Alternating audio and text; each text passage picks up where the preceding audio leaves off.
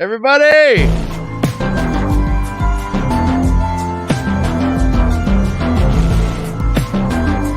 Someday I'm going to win an award for my production.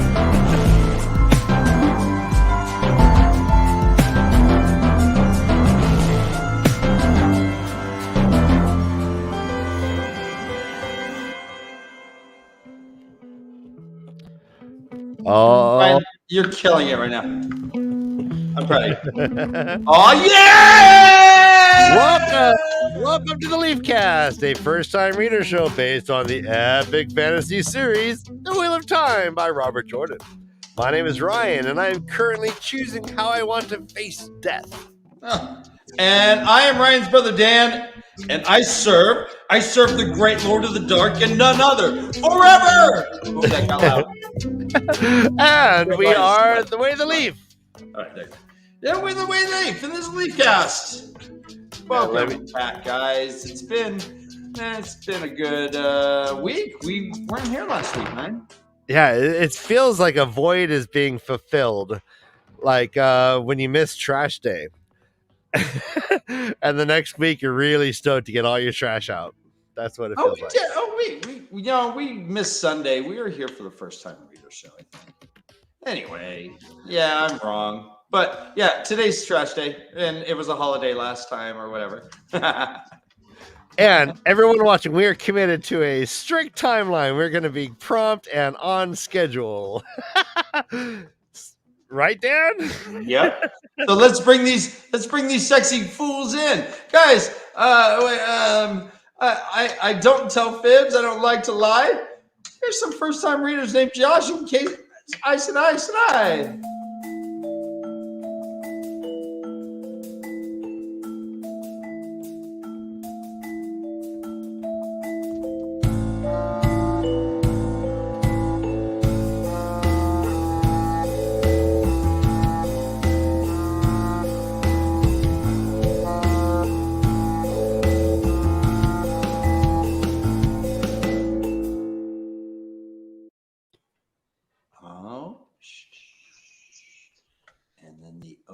Ate the girl, and it was the best meal he ever had. The end. Yay! The end.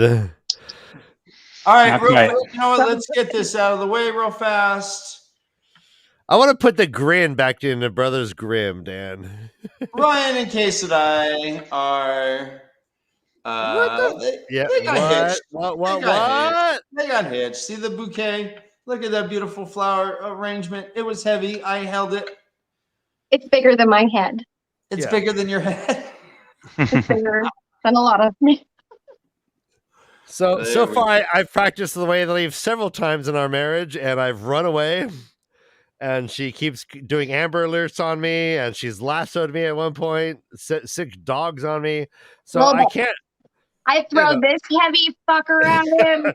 He knocks down to the ground, and I'm like, "Come here, you felt little fucker. Let's go back to bed." That's heavier than a puppet, I guarantee you. Yeah, it is definitely heavier than the both of you combined. Definitely. Than the both of us combined. It kind of felt like an insult. I know. It wasn't. You're both full of hot air, so what do you expect? And a fist. Hello, Josh. How are you, my friend? Very good. Thank you. You look glad good. Congratulations, y'all.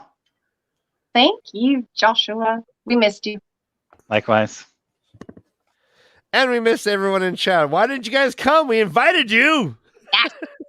I will say that Ryan. Didn't you attend the chat stream of the wedding?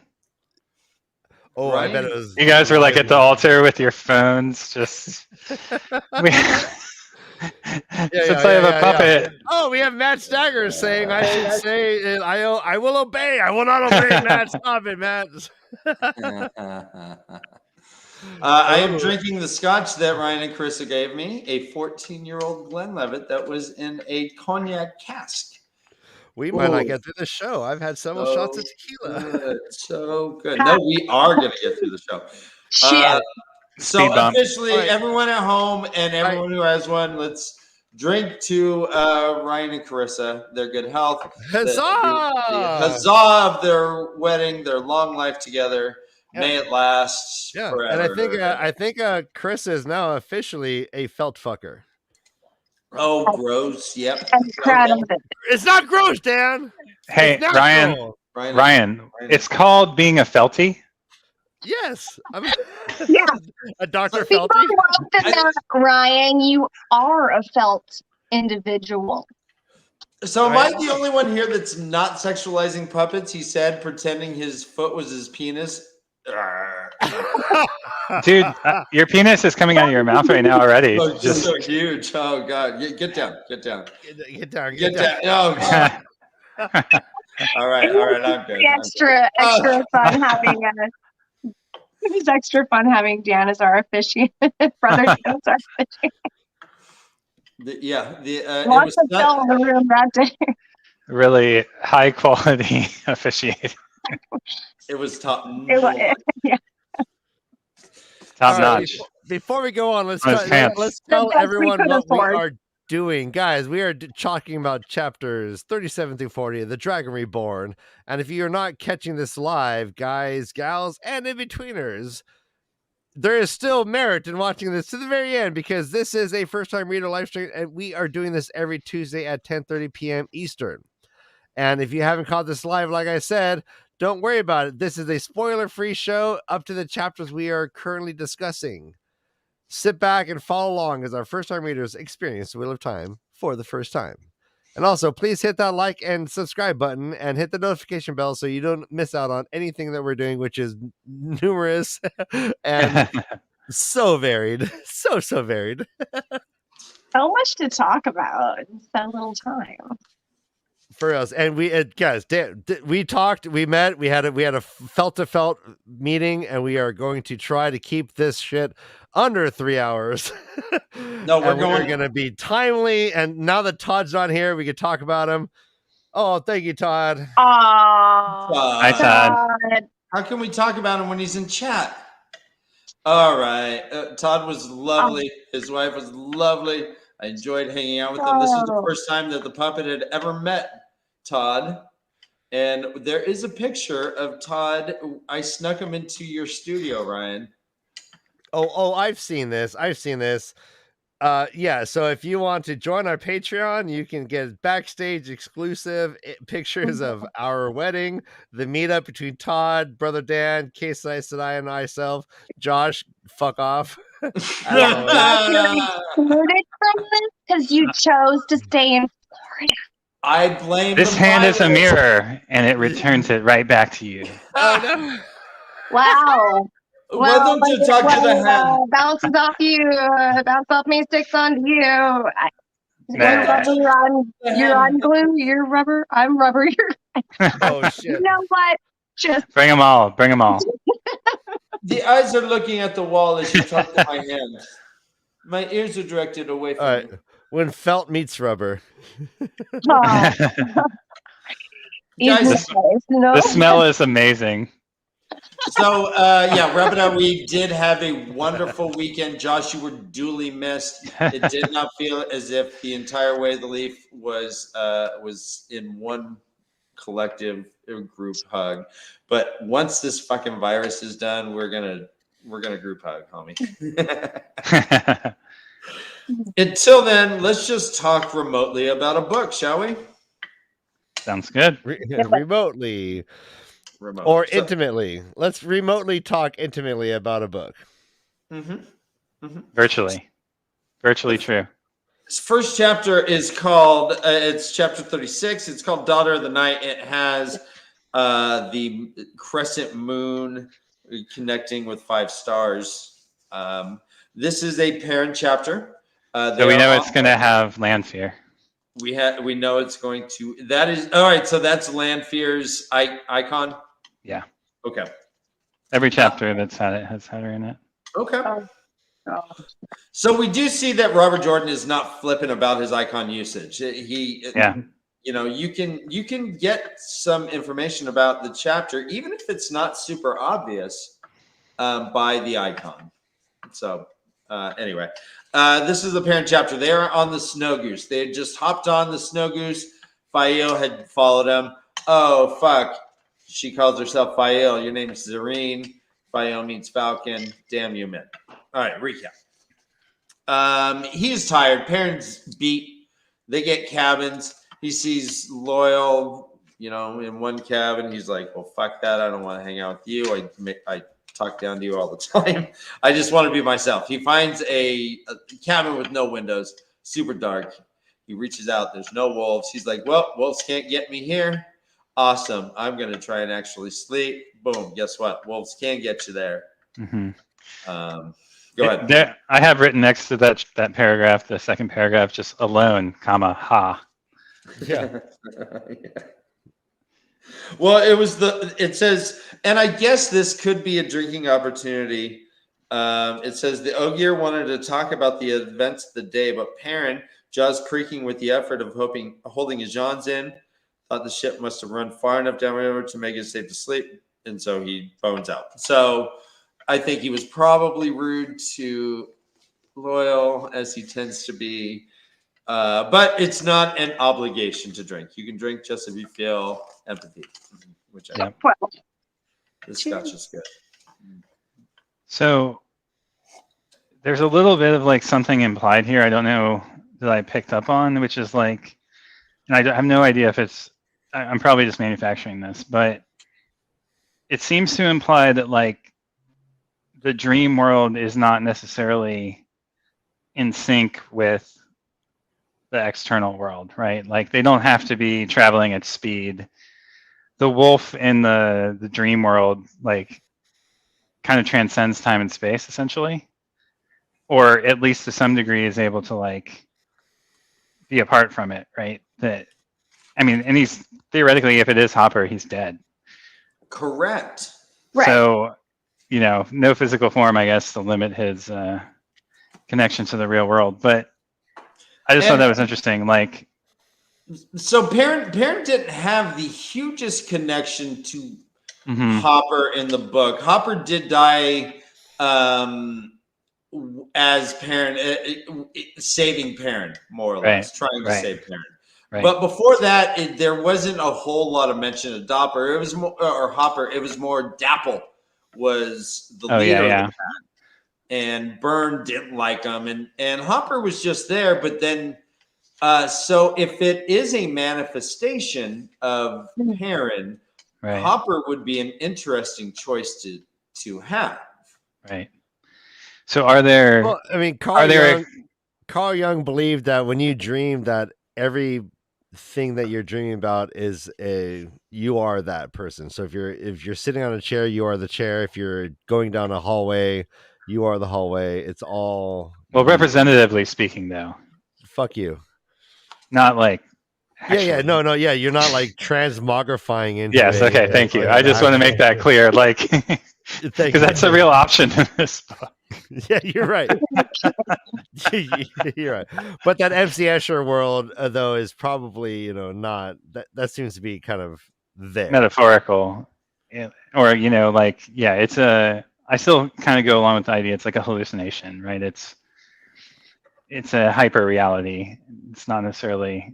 And again, that's what I think is interesting about the TAVERN. It seems like it has its own temporal rules and sync and kind of separation, like we were talking about with like the tire and the rim of the wheel.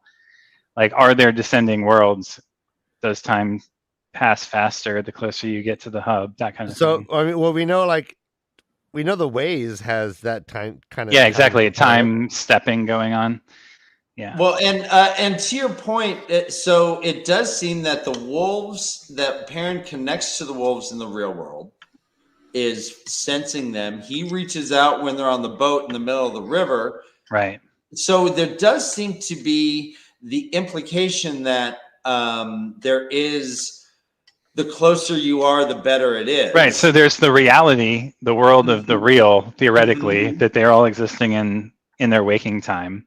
But and that's governed by a certain set of rules in physics and time, temporal expression, right? And then the TAVERN seems to be managed by a different subset, right? Where time and space aren't so necessarily separate. Hopper takes him to a place that is a hall of mirrors, right? Like a floor of mirrors almost, though. Mm-hmm. They were hovering above, is what I was gathering. Okay. I remember this. And then he can just see like a little part down below the feet. Is that what we're talking about? Here's how it reads. It says, what he saw could not have been there, not unless he and Hopper were standing in midair. He could see nothing of the wolf or himself, as if neither had bodies at all. That thought nearly consciousness. Nods. But below him, as clear as if lit by 1,000 lamps, stretched a vast array of mirrors, seemingly hanging in blackness, though as level as if they stood on a vast floor. They stretched as far as he could see in every direction, but right beneath his feet there was a clear space and people in it. Suddenly he can hear their voices as well as if he had been standing among them. And that's when he enters that dream where the dark one, balls on your mom, takes out someone for quote balls on your mom. Well, really trying to pronounce this. balls on mom, balls on your mom. Said, you allowed the boy to escape Tar-Valon. We do know a boy that has escaped Tar-Valon, who Balls on Your Mom has talked about before, and even formed like the little figurine of Matt floating in the air. Yeah. Matt left Tar-Valon, and apparently a dude had to die for it. Do you think we met this guy? He didn't just die. He was like exiled into nothingness. Yeah. A scream that lasts forever, and he's like, Brother Dan, real quick. Two Rivers Badger says, do people drink when Josh speculates, or do you just drink each time Josh speaks? And assumingly because it's speculation. And Hedski answers, I just drink. Yeah, and I mean, and to be honest, we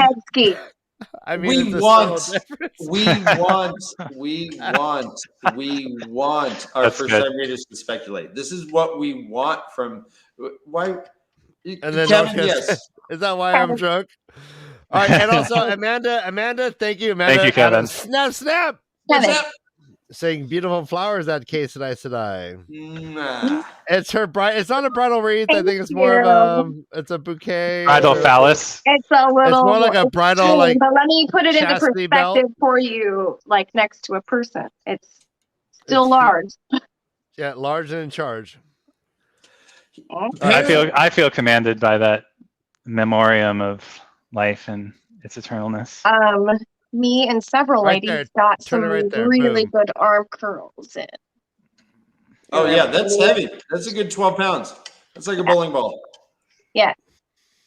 For several hours, it's quite the challenge. So Perrin cannot see in this world. He is essentially blind, and he is being led by a Hopper. He has his hands in his fur. Right. This is where like the bond of trust forms, right? This is the like Lassie moment in the story. Hey. The old Yeller moment in the story where you're like, boy and dog bond. Doesn't old Yeller die though? Yeah, I'm sure. Hopper already died. What's the No, this is like the old Yeller, like the addendum. It's the inverse of the old Yeller story. In this case, we have an already dead dog befriending a living boy. All right, those who are participating in the drinking game, there is an obligation. Let me read it aloud. This is in the dream. Some of the men walked around, wore ornate coats full of embroidery, others plainer garb, while some seemed to be naked or in their small clothes. Whenever we get the mention of small clothes. Small clothes. Underwear, small clothes, whatever. They're panties. All right. Are you in your panty? Always. Okay. How do you know? I mean, all right, we're in Zoom business here. Let's just hit it right off the bat. We got another drinking obligation. I'll read it here. This is Balls on Your Mom. His finger pointed out the man who had spoken of Tarvalon, a fellow dressed like a merchant in plain-cut clothes of the finest cloth. The other shied away from him as if he had black bile fever. Whenever we hear of some disease that I've never heard of in our world, we must drink. And then we get this like Darth Vader moment. Jesus Christ. All right, so Josh, you've not drinking every time. No. Yeah, Carissa has. But I'm good at drinking every other time. Yeah, no, every other time she's inventing her own games that we don't know about. I'm like every time in between. I'm like, whoop, good word. There's some great yeah. That was a nice passage. Thank you. So Balls kills a dude. Says, "Yeah, take that, jerks." No, I'll do that to you if you don't shape up. They all disappear, and then Lanfear pops up. We hear that only gray men and Myrddraal are denied dreams. Even Trollocs can dream. Now, I really want to do like a whole hour on that, brother. Yeah, I want to do a Trolloc dream session. I mean, I imagine in their dreams they're all Narg. Like, I think they can talk, but they like if they're like they just because their mouths are not like working because they have like animal parts, but really in their dreams they're like, so what do you think of like Dan the Myrddraal? He's kind of a dick, right? I like the last Myrddraal, and they like hold on. Why is it Dan the Myrddraal? What you have so many names. You said Dan the Myrddraal. He's kind of a dick. Okay. Is he wrong? Is he wrong? If I'm going to accept it, but I am also going to recognize that you just said, "What's up with Dan? He's kind of a dick." Brother Dan, let me just say, I think it's Rafe who said that the actor who played the Myrddraal that we see, he was asked if that Myrddraal scares him. He's like, it's not. I'm not scared by him. I just think of him as Dan. Okay. So it's Dan the Myrddraal. It's because of truth. If I'm wrong in chat, vilify me and burn me at the stake. All right. You're forgiven. Thanks for asking. Yep, there you go. After playing the fade is named Dan. God damn it! Isn't there a Dan, you suck at this shit, Dan. We're supposed to be like people come to us for information. And Dan. Dan O'Shaughnessy. I know he was in Deep Space Nine. He did a role in CSI New York. He was in CSI the Navy one. He was in CSI Las Vegas. Was he one of the? Was he the original CSI Mikey? Seattle? What? Was he the original Mikey in those commercials? Mikey likes it. Yes, he was Mikey's brother. He's like, hey, Mikey, he likes it. That was his first speaking role. Ryan, we signed a blood oath. We got to move on. Move on. Yes, blood oath. Hopper. Hopper. What thoughts about Hopper? Hopper at the end, he's like, I saw you die, brother. I saw it, but I felt it. And then Hopper's like, yeah, but I jump really good now, and he jumps and jumps. He's like, yeah, Perrin, you feel everything. You're just super emo guy. And the Perrin has this like Rudy moment where he's like, "You did it, bud. You did it, buddy. Go soar, go soar." Here's our last drinking obligation of this chapter. Wait, Dan, stop calling it an obligation. It's an obligation. You must do it. You've vacillated from obligation to opportunity. Quote, Perrin stared after him with his mouth hanging open. He did it. What is reality if not both of those, Ryan? Right, yeah. His eyes burned suddenly, and he cleared his throat and scrubbed at his nose. I will be crying. I will be crying. Josh like does not believe in reality. I'm sorry, Josh. You don't believe in reality. That's bullshit. Don't bring that up. You don't even believe in reality, brother Dan. How do you know, brother Ryan? Oh, brother Dan just went away. Because I know you. So Perrin says, I'll be crying like a girl next, which I thought deserved us to have to drink because that's It's good that we know you two are not in the same room because this could look very awkward. We could be going to. Yeah, where does he keep going down when he goes down there? Oh, goodness gracious! Finally, they're gone. Kay, right. We can do what we want. Right. Oh, this is awesome. So, God damn it! Get out of here, guys! I didn't believe in your ability to carry the show like that. Okay. Now we're drinking again. See? No, I really like it. Yeah, I like this. What does reality ask Josh? Well said. Fuck, Ben's exactly. on you. Ben's on you, Josh. I think I owe you a poem. You do? Oh, a haiku. You owe me a haiku, not a haiku, a haiku. Oh, that's like your haikus, right? That's like 3, 7, 6. Like what? No, that was the Ben Butler haiku. The haiku. So Ben's haiku was perfect. My poems are all 6, 9, 6, 9, 6, 9. Let's move on. Those are 6, 6, 6. More like it. Well, you can keep checking the comments after this whole show, and I am definitely writing a haiku, a proper one, Joshua. I'm sure you will. No, that was driven. That wasn't directed at you. Right? So Ryan does, iambic sextameter. Say 10. Oh my God, the 10. love is coming in. Say 10. Let's go, This Zach. puppet is stoked. All right, so he says, I will be crying like a girl next. Quote, without thinking, he looked around to see if anyone had seen him. So even shame carries through to Teleranriad, apparently. He did not want to see, he's like, oh, I'm crying like a girl. Oh, because this was a beautiful moment, and instead of like embracing my emotions in my dream, I'm looking around to see if Matt's gonna fucking throw something at me and go, you girl. Anyways, you girl. girl. Real quick, I'm telling everyone in chat. I put a link in chat. The music that we're listening to, if you want to listen to it on. Oh, I don't hear any right now, Ryan. You're not hearing music. No. There it is. This whole time. The whole time. Turn it down, right. Just time it. Well, I will. I'm going to start the whole thing, motherfucker. Okay. Yeah, start the whole motherfucker. Well, shit.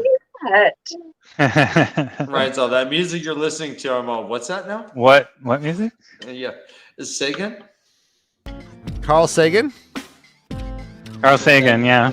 He's one of my favorite authors. Yeah, he just that works. Says the same thing page after page. With the Carl Sagan. Space. Well, you know what? When you're talking about infinity, yeah, you're going to say the same thing over and over and over again. Exactly, yeah. I thought Carl Sagan was on America's Funniest Home Videos. Bob, say it again. That's Bob Saget. Fuck. Yeah. I met Bob Saget once. What? Story. Did he live up to his name? What does that mean? But he was he's a very nice gentleman, and I met his whole family too at like this awesome birthday party. In my hometown, which is super weird. Is he a tall man? He's very tall, yeah. Well, I've never met a Bob I trust. I don't know. I was shorter then because I was younger, much younger. But I don't know. Much shorter. So let's. All right, Bob Saget's awesome. I like him. He's yeah. But seriously, awesome wedding ring? Of all the Sagets, I like Bob the most. Hey, so Okay, Dan. Yes. Go. Oh God. So Hopper leaps up. Wah! Yeah, he does. And then Perrin's all by himself. He's like, and as soon as this is I picked up on this, and this is what I was trying to get to this whole time. He's like, I'll be crying like a girl next. Without thinking, he looked around to see if anyone had seen him, and that quickly everything changed. Suddenly, he is with Rand. Yeah, some weird shit going. So is Rand a little crying baby girl? No, Rand is the bully, not Matt. Oh. He didn't jump into Matt's dream. He jumped into Rand. Yeah, I like that. I like the pale blue dot, man. I like that whole, and that picture apparently was Carl Sagan had a fight to have Voyager or whatever take that image. Something incredible is waiting to be known. Yeah. All right, real So quick. I mean, hang on. Go ahead, Ryan. No. Chat trumps you. Puppet reenactment of what? Two Rivers, Badger, please, and then Sin N with the patented puppet drug check. Does She's now patented it. I love that you got a patent on it. All right, I'm gonna finish this rest of the scotch. I like that it's patent by saying patent. Before. Yeah, well, I mean, like you mail a letter to yourself, you patent it, right? Sin in, I missed you. I thought patent was like a type of shoes. Hey. I thought it was a general in World War II. Oh, to tear down that fucking statue. Yes. So gender roles. I mean, just I gotta point it out. Like, Oh, let's talk Go about for it. Let's talk about it. Go there, Josh. well, no, I mean, just the paragraph that you read about, I will be crying like a girl next, and his like. All right, I just got to read the whole paragraph. Did you read the whole paragraph? I did, but go for it again. Yeah, parents stared after him with his mouth hanging open. He did it. His eyes burned suddenly, and he cleared his throat and scrubbed his nose. Yeah, totally like the boy like looking around like pensively, like. He felt emotion Has anyone noticed? and then looked to see if he was gonna get made fun of. Yep.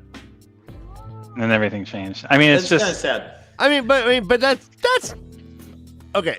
So what are we saying? Like, yeah, like that's like a calm. I mean, I remember feeling that way. This is not a criticism, just like What do you as think? framing to the rest of the gender identities discussion. I think it's interesting to see what the normative archetypes and how they're portrayed. Yeah, men Right. don't cry, women cry, blah blah. Yeah. Okay. And like what? Not only that, but like Boys don't cry. That's the feels like a first. stretch. I have another Cure reference coming, but Boys Don't Cry is the first one. Go ahead. Are we gonna drink every time we have a Cure reference? I Cure have reference. At least two. I have at least two right now. Yeah, God, if you every want. parent chapter is just gonna be one Cure lyric after the other. as he like tosses his hair back over his shoulder. Oh, I'm so in my feels. Ryan, the next chapter is called Fires and Kite. No, so here we go. Yeah. So hang on. We FIREINCAR. FIREINCAIRAIN. Right, no, that's I think like a fire. that's what I was thinking. Fires in Kyrie. And Two Rivers TRB is singing more eloquently than I am because I'm drinking. Evans Field is a bit backwards. Yeah, like these people come from like country. They're country bumpkins. Mm-hmm. Yeah. Mm-hmm. Do you think? Well, I mean, like you've accused Robert Jordan of being a like. They're not bumpkins. They're villagers. They live in a small. They have a small horizon, right? And like they're known for their the horizon of reality. Yeah, and they're old blood, and apparently they're even known to the the Aiel as like a mythology. There's a mythology around that. So This is the way. That was for Sin N. Yeah, I agree. I agree. like I said, I just think it's interesting to note how the normative stuff is portrayed and like how do you take that in context? What kind of stereotypes and what type of worldview is being portrayed? That's all. That's the only reason I pointed out. It's nothing critical about it. Just no, for sure. it frames one of the walls of like the room that we look at, the frame we view things through. So Right. Oh, the tuxedo's off. Yes. But yes. Okay. Oh, I can put it back on though. Josh, I think you're right, and this is and I don't. We're not trying to gloss over it at all. I know. I just wanted to bring it up because it's my patented. Yeah, move. and I think that's what they're trying to with it. Oh, here I'm gonna cry like a girl. Is a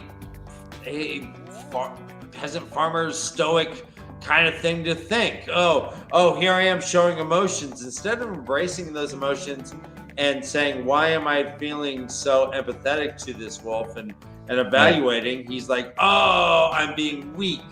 Well, this is the Lassie moment, like I said. I mean, it just feels like we're watching a 1950s style like show all of a sudden, like in terms of the moral framework that's like painted around it. It's fine. Yeah.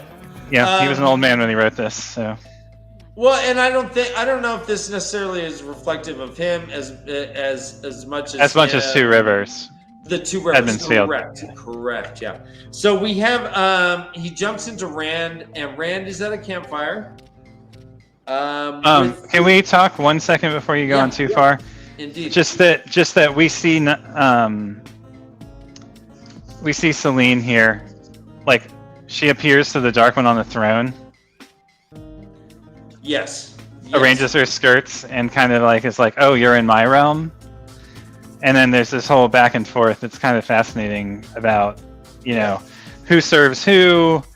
Do we trust her? Like, is she taunting him? Is it meant to be?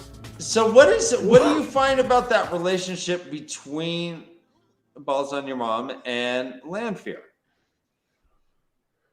Like the relationship itself. Is he her boss? He's her lord. Okay. I mean, it's just a different hierarchical structure, but okay, yeah. And so yet I mean, she was pretty defiant, or had shown some defiance to him. Yeah, Correct. I mean, she's the only one we learned who kept her own name. I think and she's names the herself. only one- sorry. Oh shit! Oh, that's an interesting point. Lay it on us, You're right. Kay. No, you're right. She's, but yeah, I think where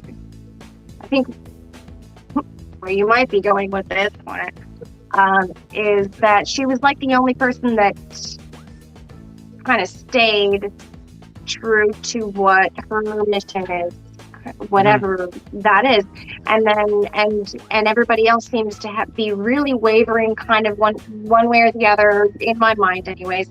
But she seems steadfast, like on her own kind of path, and that's great. I don't know. I don't figure it out. Right, exactly. To your point, she tells Balsamon, you quote, hold on, what did I say? You make free use of my domain. Mm-hmm. My domain, yeah. Takes ownership of it, and he's like, "You always thought you were greater than you think." I think you no longer serve the Great Lord of the Dark. Does he refer to him as so? Yeah.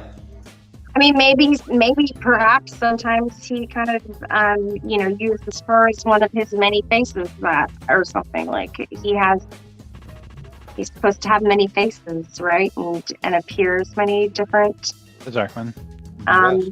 People, and I think that happens more in like this dream state, which I'm really still not sure what that is. And it feels like it's all very intertwined with the real world, and I'm not sure what's going on, but it's really intense. Obviously, that doesn't help much in the way of first-time reader predictions, but no, that's fine. No, that's fine. You're doing great. So, I mean, Hopper takes Perrin to show him these things, and then Hopper's like, "Yep, bye," and then bolts out. Goes off into space. I love that. It's such a cool shot. But also, what you're saying, Case, and I like, she's speculating this is a place. It's not just going to sleep. Separate place. I think that's genuinely like what I think is. I don't know. I am speculating that it might be a different place, where you can kind of morph the two realities. Great. Yeah. Okay. If that makes sense. Okay. And I don't think it makes sense it doesn't make sense to me, but from what I've been, reading. Mm-hmm. So what do you make of those like thousands of mirrors then, that mirror floor? And it looked like they were looking into one of them. You felt like they were looking into one of them. I thought they were kind of just looking down through some Like a- sort of like illusion and looking more into like a portal-ish type of situation and watching what was actually happening, you know, like what was really happening in real time in these situations. And then like I don't know, I feel like the mirrors were kind of maybe an illusion of some sort. Nice. Oh, okay. Awesome. Sweet. I'll go with that. Nice. Okay, so is killing it. So they jump into Rand's existence, I guess. We'll call it. So just to your guys' point, Sarah Lee says it makes sense the third time reading. I think she means reading through. Yeah, I think so too as well. This shit, like This speculate away. This is not supposed these to make are sense. fancy knots that are being tied. And we are together. just being introduced to all of this shit through one or two persons POVs. So you're not supposed to understand what the hell's going on. Okay, good. I'm glad I don't know. I mean, Josh, I don't know. But if Josh will tell us what's going on. No, I don't know. I think feel like you much more have like an idea of where it's going, or like at least what is going on in the moment, much more so than I do or can express. And I don't think so. No, you're right on. I think I'm not sure. You said it very well. Like it feels really right. Like it feels really super weird. Right Here's now. the paragraph that it says, "The woman in white was on her feet, the throne gone. I am as great as I am. What have your plans come to? 3,000 years and more of whispering in ears and pulling the strings of throne puppets."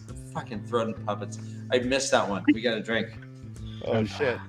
Shit. Can I just grab Throne another? puppets. I'm gonna. Yeah. Hey, grab me one. Boo boo. You stay there. No. Thank you, KayK. Yeah, get him one. And throne puppets like an Aes Sedai. Her voice invested the name with all scorn. 3,000 years, and yet loose Theron walks the world again, and these Aes Sedai all but have him leashed. Can you control him? Can you turn him? He was mine before even that straw-haired shit Ilyana saw him. He will be mine again. Yeah. She is standing up to her lord pretty aggressively. Well, yeah. And She he was spent just 3,000 like, years in suspended animation, basically, like waiting for him to break back out and change things again, right? yeah. They say, I serve the great Lord of the Dark and none other forever. And it says, the vast array of mirrors began to vanish as if black waves rolled in over it, ever closer So to that's- the center. Yeah, I imagine it more like they're in space, and rather than the floor, it's like an array of mirrors with black space in between them. That's how they describe it, that they're floating in blackness. And there's these like flat planes that are essentially, I'm imagining, Kay, like along lines of what you're thinking, they're like portals into the dream world. Each mirror is a dream. Okay. I don't think that it necessarily maps to like what's happening in real time. I mean, these people might be in real time, but they appear to be all sleeping in different places and manifesting. And yeah, maybe they're all dreaming. Yeah.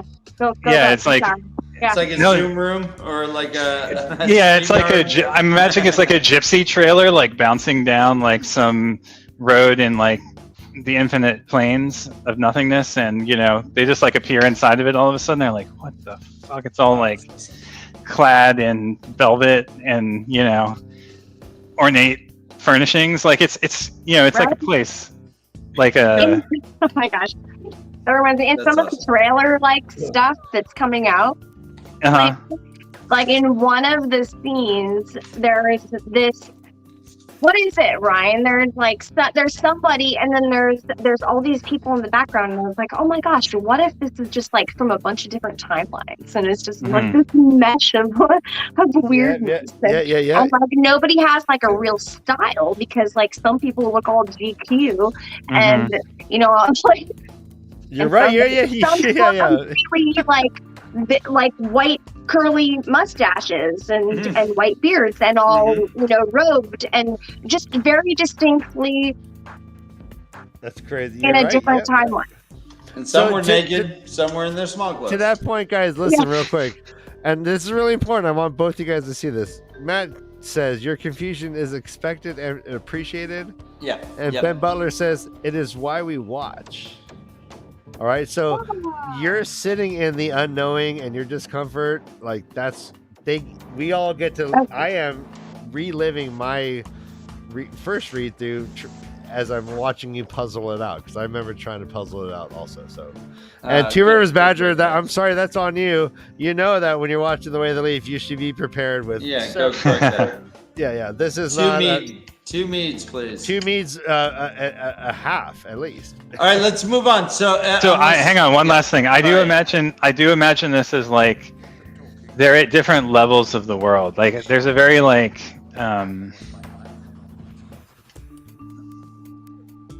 a sense of like these are levels of reality, like kind of like what you're getting at, Kay. Like there's the real world, quote unquote, and then there are these different levels of reality. Whether Teleranrihad is one, and the Ways are one, and the MC Escher world are one, or are they parallel realities? Like I don't actually know, but I just imagine them as sort of like layers of accretion in the geology of the wheel of time, like spinning through time. You know. You all dream, Balsamon said, but what happens in this dream is real. The shrieking man was only a bundle of mist shaped like a man, his scream far distant, and then even the mist was gone. So I good. fear he will never wake. He laughed and his mouth roared flames. And in previous chapters, Rand says, I understand that there are some dreams are real and some dreams aren't. Yeah. Yeah, there's all of this language around dreams that is hyper confusing to me. Welcome to the experience of. Yeah, I'm sure. This is what Perrin is experiencing as well, though. Perrin is like, all right, I'm far from the wolves. Now I can dream. He's like, oh, no, fuck no, I guess no. Yeah. This is a real dream. Yeah. Run for your life. Constant. He meets Rand in his dream, and there are just these like zombie Myrddraal and Trollocs coming at him, just slowly pacing toward him, and Rand is just tearing through him. That seems weird because this is not how Trollocs and Myrddraal normally react. But when Perrin warns him, hey, there's more up there, Rand shoots Perrin, and he gets a burn right here, right under the tie that still hurts him.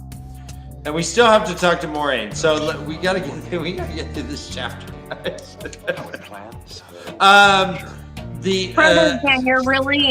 Your dexterity is impressive, though. Thank you. Look, I mean, we could spend. I mean, I'd be fine spending the whole show on this one chapter. Like, this is the chapter, of all the chapters. I mean, of any of them to spend time on. I mean, I'd rather spend time on this. Yeah, let's do it. Let's fucking try to crush it. You know what I mean? So what's going on with Rand here then? So he comes in contact with Rand. Rand has these. What's up with the Myrddraal and stuff? What is this metaphorical or is this real? What's going on with him? Thanks, Seth.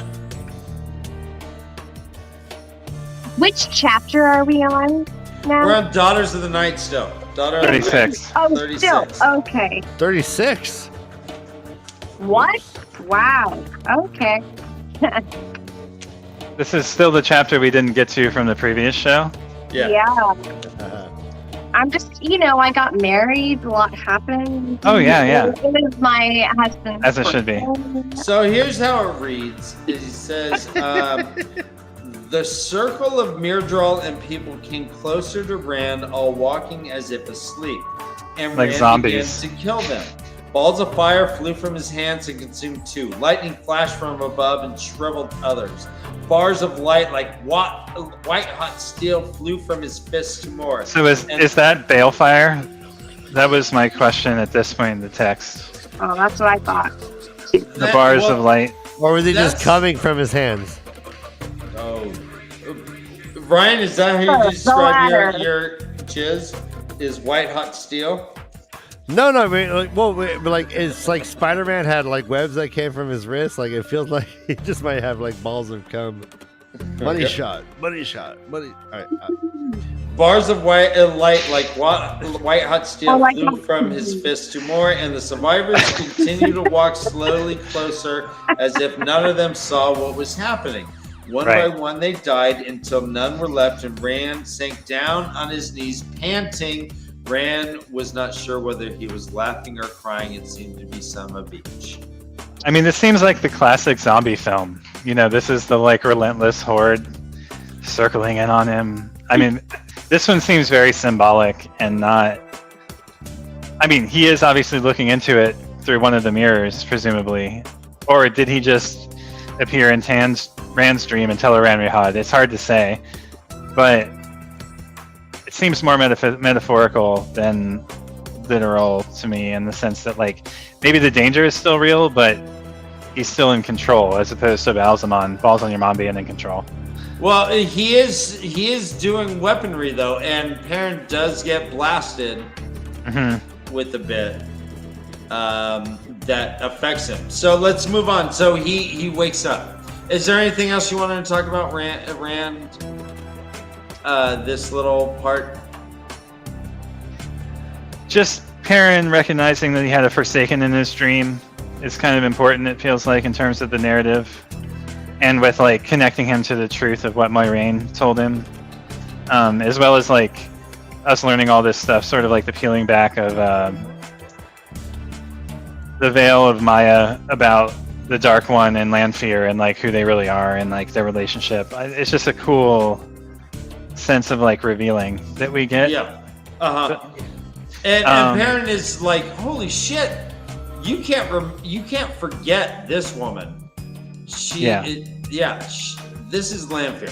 She was in my dream and tried to get me to get all glorious. Then the Zaire being, you know, a heartbreaker, one who's expected to lie on cushions in the palace, surrounded by servants and suitors. Again, gender role. We don't need to get into it, but interesting reification of it here. And then he realizes like why she doesn't like her name. Hardly fitting of a hunter. And then this next passage, when Rand wakes up, is like, all right, super whack. Hold on. So Perrin goes and talks to Moiraine. Perrin's like freaked out. He goes in. She is writing in a book. She had notes that it seemed old notes, and kind of spills everything for the first time. Right. Everything. She says this, and she, when is done, is like, hey, there's some people in the tower who would try to steal you for what you just told me. But you're probably not going to channel. And he's like, what the fuck? I didn't even ask about that shit. What the fuck are you doing? But he's like, I'm pretty sure this is a wolf dream. And she's like, yep, I assume it is as well. So he talks to Moiraine. Him essentially channeling the ability of a wolf in human form, right? He's sort of like a werewolf. You know what? Of the metaphysical. There are similarities in how when he goes described. At night, he becomes a werewolf and he enters the dream world as a wolf. Wolves, we know, like they. Oh, okay. Because he's entering the dream world as a. Yeah. Okay. Essentially, like fulfilling the role of a wolf, manifesting as a wolf in the dream world. You know. Yeah. Werewolves. I'm making the joke about werewolves, but it's essentially it's like a metaphysical werewolf, right? Like instead of transforming during the full moon, they're transferring during the full moon of their day when they go to sleep and they enter this other cycle. Well, Hedski, just a hearty fuck you. Ryan, is that ivory? Is that walrus ivory tusks? Walrus Trolloc tusks. I refuse to. Can you imagine an elephant seal Trolloc? Just be like swinging around with that big ass. Just like this, it's kind of like falls Look at and it kind of rolls on you. There. Like this, Josh? Oh, that's a holy cow. That's like a mirror draw. Holy. Hydraulic. Yeah, hydraulic. It's a hydraulic. Nice. Yeah. And a hearty fuck you back at you. Thank you. Oh, one last thing before we get too far away from Landfear, and then I swear I'll shut up about it. Okay, no, go on. I said the previous show, it seems Sure. like she's an alternate, like she seems to represent another form of power besides just dark and light, right? Like her magic doesn't appear as an Aes Sedai's magic. Does it appear as black magic? Or is it something different than Baalzamon? She seems to think that it is, given the way that she's portrayed here. And like, this is my realm, blah, blah, blah, right? Like, that she has some ownership. She I don't know, also- something interesting. There's to a ponder. scorn when I she feel like says she the word was like, Aes what? Sedai. Oh, I'm sorry. What? No, there is Scorn, a Aes scorn Sedai? when she mentions the word Aes Yeah. Sedai as well. Yeah, right. Yeah. So I don't know. I I was actually gonna say something like that. Like I felt like she was actually like once the other way, though, like a dark person and has turned, whatever, like on her own path, or like somehow got out of that shit. Yeah, Has become- exactly. And then like also to like what Dan's saying, like maybe she was both. Maybe she was one side one way, one at one point and another way, and she's like some immortal being. I don't know. Well, your yin yang dish reminded me of that comment because it has the silver stripe in between. There's the edge between the two, right? That you can ride. Like it's not just. Right. And there's some gradient there. Like there's space for an otherness outside of the two. I don't know. Josh, before we move on, I wanted to. So you had mentioned the connection between channeling a wolf and channeling the one power, per se. And what we do have is that we have both. We know that Egwene, through her points of view, can it's always there. And she can tap into it when she wants to, but it's always right there, right? Mm-hmm. And that's not that dissimilar from what Perrin has been going through, Right. But he's been actively blocking it because he doesn't want it swirling in his head. And he's been just not sleeping. And he's just because he connects the two. Right. Which we see that the two may not be entirely connected. Right. In this chapter because he couldn't sense the wolves and yet he had a wolf dream. And we know the wolf is like a tertiary form of power too, or something at least outside of the one true source. Maybe not outside of it, but one true source adjacent. I don't know. Like really knows anything about One Once true removed. source curious. All right, guys, real quickly. Apparently, I'm feeling a little bit lost. Sorry. The hat I wear to bed most nights is really throwing off our fans. So, Ben Butler's calling me a bombardier beetle trollic, and here is a bombardier beetle. Oh my! And I don't know. Let's go full screen here. Is this working? Yep. All right. I can and see also that. a bombardier beetle. Ryan, I've always admired your thorax. Bombardier. Wow. I need you. All right, the eyebrows in Spectacles. there. All right, I got head, the eyebrows. carpals, thorax, head. No. All right, so Rand attacks Perrin. Perrin goes and talks to Moraine, and Moraine says, yes, there's wolves involved in some dreams, but don't worry about it. I'm not going to heal you. Just know it's dangerous. She pretty much tells him to fuck off, and he bolts. He asks about the name Zareen, and Zareen, I guess, carries some baggage with it. Mm-hmm. It says, quote, Zareen, it is a Chaldean name. No woman would name her daughter that unless she expected her to be a great beauty and a heartbreaker. One to lie on cushions and palaces surrounded by servants and suitors. So Which yeah, every day sounds like why What's would the you current name name? What's the current day name for Zareen? Well, okay. Ryan and I were talking about this. Current day name. I'm not actually K? sure. is it You K? know what? That's not nice. That's not very nice, Ryan. And just let's got go married. back to like what we know as current day and date ourselves. All right. So to me, it's like I'm not trying to offend anybody. I'm just prefacing this with that. Go ahead. But genuinely, my Barbies were named the hottest names I could think of. Barbie. And Yeah. so to me, that would be like, Sandy and Cindy. It was like the most, or like Heather, and which also I don't think is cool anymore. But anyway, I love everybody. I don't know. I have no offense. Oh yeah. I actually knew a Barbie.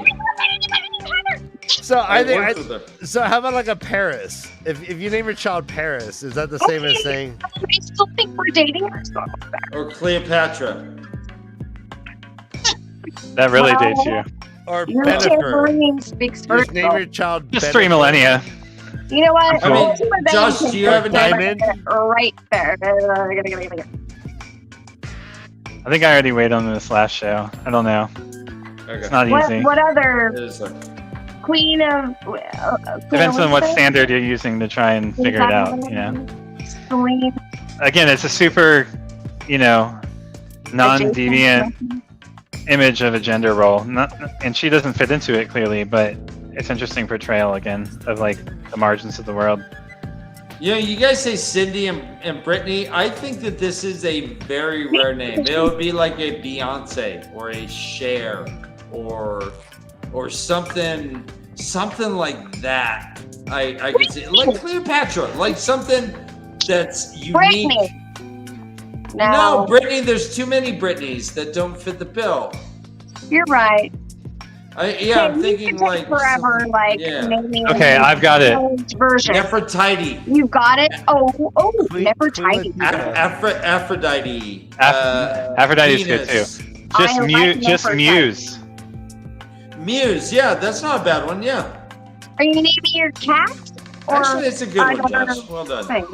No, And adjacent not as a company. name, but as an idea. Like, The idea, she's absolutely like I think she. Well, I don't know. Actually, I have to think about that more before I give a definitive statement. Think about it. Rand wakes up from fine. his She's dream. muse enough. She's Muse enough. She's musician enough. But don't call her Mucinix. But yeah, Hey. well, that's Nefertiti or Nefertiti's? What do you- Nefertiti. Titties. Nefertiti. Never titties. Nefertiti. Titties. You know, that was actually. I have an Icelandic grandfather who always actually doesn't? called Queen Nefertiti. Nefertiti's? Never had titties. Nice. Oh. Oh, that's an Icelandic, that's a prayer before they eat. Never had it's not. titties? Eat pussy. No, it's not, because those are my peeps. And no, it's not. So, Rand But- wakes up. Rand wakes up. He's like, "Fuck! I almost killed Perrin. I gotta fucking back off." And then these people come into his campsite. A woman, well dressed, looks like a merchant. She's like, "Oh, you've chosen a good campsite, young man. I have often used it on my way to Top Ramen. There's a small spring nearby. I trust you have no objection to my sharing it." And our guards were already dismounting, and he's like, "None. Careful." And then, boom, quote, 2 steps brought him close enough, and he leaped into the air, spinning. Picture it, Ryan. Yes, but I'm also He picturing. leaped into the air, Yeah. spinning, and did thistledown floats on a whirlwind. I don't know what a thistledown Well, is. all right, Dan. Here you go. You help me picture it. Yeah, Help me picture it. with all Okay, your yeah, dexterity, yeah. I think you've got this. Yeah, that's cool. You can stay at my campsite. 1, 2.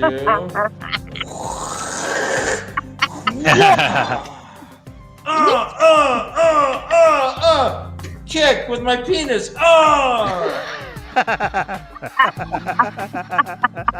He alighted as the woman's head rolled from the crupper of her horse. Wait, did the penis get chop the head off, or the penis like stunned him, like went boom, like broke his jaw, and then I killed him. He fucks up everyone. He kills what he thinks is 10 men. It turns out there is an 11th. And that's funny. It's like, I could have sworn I only killed 10 motherfuckers. Huh. I guess I killed 11. What is Fog of War, right? What do you think of that? I got Berserker. Totally feels again like Crouching Tiger, Hidden Dragon, like kung fu scene. You know, like floating through the air, like. Well, for sure, but like in Matrix time, just like anime with a fucking laser sword, basically made of his own power. Anime. It's like the guy's like, hey, and someone goes, shoot, and then the guy goes, and then blood comes out of his mouth as his stomach gets big. There's a good like 3-second pause. Yeah, and his last thought was like, was that a dick? That guy's tongue.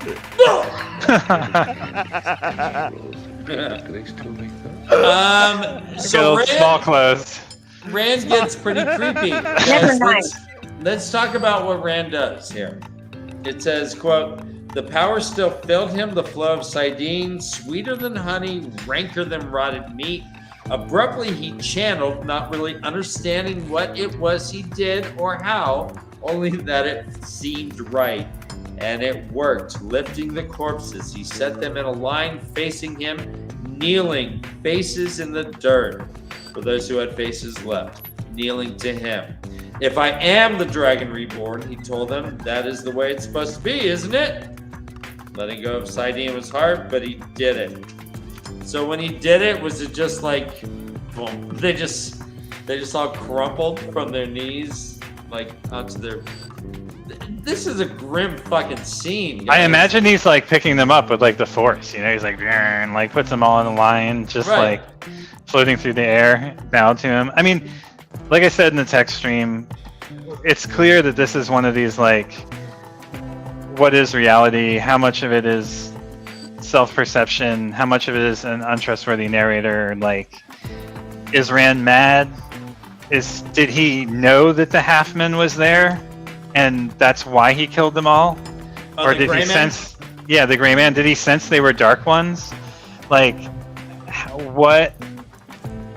If so, how did he know they were... You know, or is he just totally insane and is, like, killing anyone who comes across his path?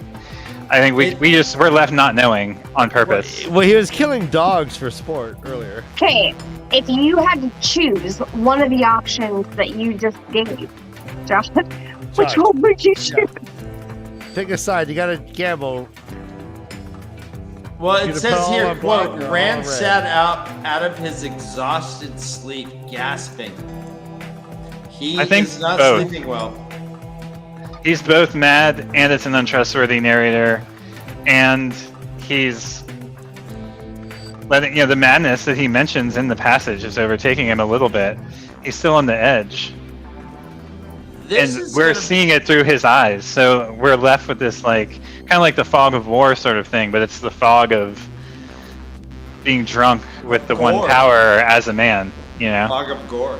They're just nutty. I feel like he's also like kind of like when you can't sleep for that amount of time, you get a little bit delirious. Mm-hmm. So that's a question. That can be playing into the whole thing too, and I feel like mental health issues or just, you know, mental health in general has been a little bit prevalent. So were these people dark friends? We see what appears to be a gray man. Great. The gray man could have either been with their group or not. Do you think that these were all justified kills that he did? Was this merchant out to kill him, or was the gray man just on his own and got caught up? I think he was picking up on something he couldn't put to words, or like some animal part of his brain was picking up on it. His quote here is, she was the most dangerous. Like, he had this sense of like her carrying the danger. Was it because the gray man was on the horse with her? Was it that she was the leader? Are they all dark ones, or are they just people who got caught up and the gray man happened to be there too, hunting Rand, and he happened to kill him? Right. When you read it thinking that he is completely paranoid insane, it works that way too. Yeah, it does. It's like we're totally left to take any perspective we want at this point. Yeah, absolutely. I like to think that he's just totally crazy, but a big part of me feels like he thinks he's crazy because he's been told that he's crazy. He's gonna go crazy. He's been told all along, he's gonna go crazy, you're gonna go crazy, you're gonna go crazy. This is what happens. That's a great fucking point. And he just like grew up knowing this. And then he all of a sudden is like, what the fuck? Like in a year's time? Right? Yep. Ish. Becomes roughly, the Dragon Reborn. That's got to be some existential crisis shit right there. So I just feel like there's something else happening, and like he's just not really like he's not nuts. I don't think Rand is crazy. But he's not fully there either. I feel like either way, and I've argued both points to myself. Well, the line that he says, "You chose the wrong company," Rand told that man, made me think, were they all evil, or is it that he was sensing just that gray evil and killed them all, or what? It's really ambiguous, and I like that it's ambiguous. I like that. My guess is on them being dark ones, but dark friends. Yeah. And we're left with this too leaves us the impression, the last sentence. It was a long way to tear, yet, but he meant to get there by the straightest way. If he had to kill horses or steal them, I will put an end to it. The taunting, the baiting. I will end it. Calendar. It So calls he has a horse now, and he's riding through night. They've been trying to find him and follow him, and they're like, Jesus, he's staying ahead of us, and we found his dead horse, but he's still. And Maureen was like, I would have thought he had discovered traveling if I didn't know it. Right. It feels like just a time warp situation to me also, and also the calendar thing feels like that whole, sword in the stone situation I think I've spoken about before. Yeah. Yeah, it's all the mythology of like this power, right? Yeah, the mythology within King that. Arthur. And then, exactly. But the difference between King Arthur is he wasn't compelled to pull it. They were joking around, saying, "Oh, let's let this kid try," and he pulled it out. Yeah, not compelled. Well, I thought he was very compelled. Hey, how can you look at that beautiful sword and just not pull on it a little bit? He was compelled in the Disney movie. At least he's compelled by being attacked. I think Disney movies would compel you to pull any sword. Exactly. So that's one of the mythologies. But then there's like once. Yep. Once in. Go ahead. Once in Future King was the other book that this has, like, where the the young boy is essentially pulled to the sword. Okay. Because I know Excalibur with King Arthur himself with the Excalibur, it was granted to him from the Lady of the Lake. From the Lady of the Lake, exactly, which has its own. Yeah. But when he nice. All right, chapter 37. Are we done with 36? Do we want to skate here through 37? FIREINCAIRHIN. Yes, fire and Kyrie. Burn like fire and Kyrie. Half of the village is just completely in flames as Egwene is on the boat They're going down. They're going down now. They're going down. They're on the Blue Crane. And there's a Captain Elisor who is stoked with Aes Sedai on his boat. He thinks that all three of them are Aes Sedai, and they're like, yeah, okay, yep. We're just young Aes Sedai, sure. They tried dreaming. She tried dreaming, pretty much it says she tried it every night, but 2 since leaving Tar Valon, and it had not worked the same way twice, but she is having some pretty gnarly dreams nonetheless. She dreams of pairing with a wolf, and with a falcon and a hawk, and the falcon and the hawk fighting, a Perrin running from someone deadly, and Perrin stepping willingly over the edge of a towering cliff while saying, "It must be done. I must learn to fly before I reach the bottom." There's also so if the falcon is Zyrene, who is the hawk? Yeah, that's a good question. Any idea? Oh. Okay. No, I don't. I didn't think about who was what in that. I was just enamored by like the entire. Actually, I don't remember. I read it a while ago. Yeah. And then the marriage. Like a few, like a wedding ago, which feels like a long time. So It's like AD. yeah, and it also starts with AD something. But yeah, you know, you can just go on without me, and I'll circle back around.